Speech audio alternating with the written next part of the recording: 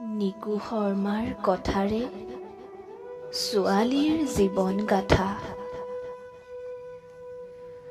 মই এজনী ছোৱালী, সেইবাবেই আইৰ গৰ্ভতে পিতৃয়ে হত্যা কৰিবলৈ মৃত্যু জাল ৰচিছিল। মই এজনী ছোৱালী, সেয়ে প্ৰতি খোজত হকা বাধাৰ পাহাৰ খহে মূৰৰ ওপৰত। শৈশৱৰ পৰাই পঢ়াৰ উপৰিও মূৰত জাপি দিয়ে ঘৰুৱা কামৰ বোজা। ডাঙৰকৈ কথা ক'লেই নাম পাওঁ দন্দুৰী। বেছি চটফটাই থাকিলে, ল'ৰা মানুহক মাত লগালে হৈ পৰো চঞ্চল। বেছিকৈ হাঁহিব নাপায়, ছোৱালীৰ বাবে হহাটো নিষেধ। অথচ হাঁহি দুঠত নোলমিলে হৈ পৰো অহংকাৰী। মই এজনী ছোৱালী, ঋতু চক্ৰৰ পিছতেই শৈশৱ মৰহি যায়। মাহেকীয়া হলে থাকিবলগীয়া হয় আছুতীয়া ঠাইত। ৰক্তস্ৰাৱৰ বিষতকৈ মনৰ বিষ বাঢ়ি যায়।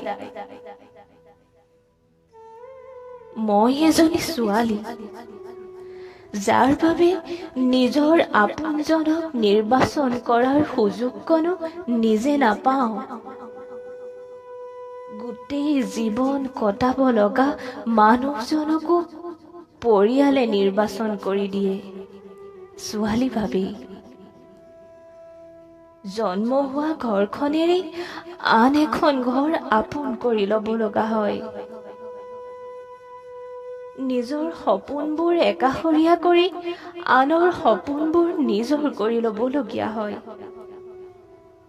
পৰিয়ালৰ সকলোৰে কথা আগতীয়াকৈ ভাবি, সময় পালেহে নিজৰ কথা ভাবিব লাগে।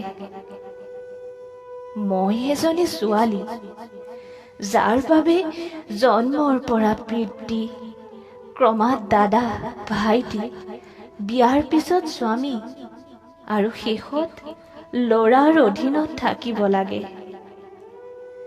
ছোৱালী বাবেই দুপাখি মেলি উৰিব খোজা সপোনটোৰ পাখি কাটি দিয়া হয়।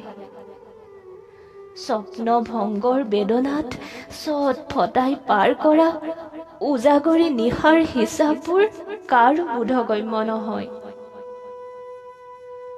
চকুপানীৰ নৈখন হাঁহিৰ আৱৰণেৰে ঢাকে। হয়, মই এজনী ছোৱালী বাবেই যন্ত্ৰণাবোৰত সুখৰ আৱৰণ পেলাই জীৱন নাটৰ অভিনেত্ৰীৰ ভাও দি যাওঁ চিৰদিন।